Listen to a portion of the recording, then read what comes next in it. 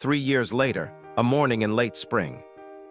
The bakery is open, the shutters are thrown back, the smell of bread is in the street. In the kitchen, a small boy of about 7 is holding a wooden practice sword in one hand and a piece of paper in the other.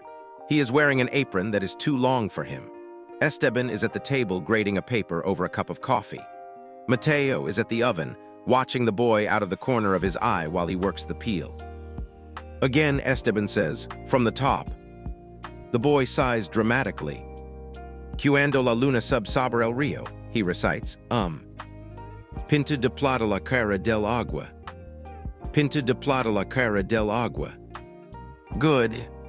Can I do the sword part now?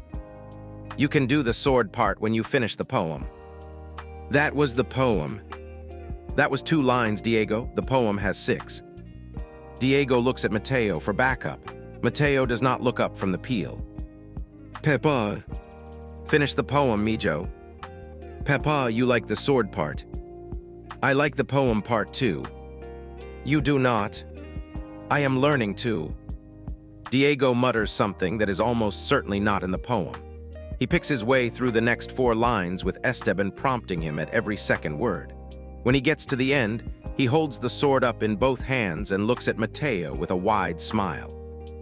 Mateo sets the peel down. He wipes his hands on the cloth in his apron. He walked over and crouched down to Diego's height. All right, Mateo says, show me your grip. Diego shows him his grip. Mateo adjusts one of the small fingers very gently. Now your stance. Diego widens his stance.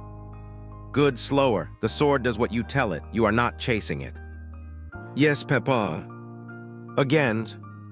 Diego swings the wooden sword in a slow, careful arc through the morning light, and Mateo watches him with his big, rough hand resting open on the boy's small shoulder. Esteban sits at the table with his coffee going cold, and outside, the first customer of the day pushes open the bakery door and calls Mateo's name into the warm kitchen.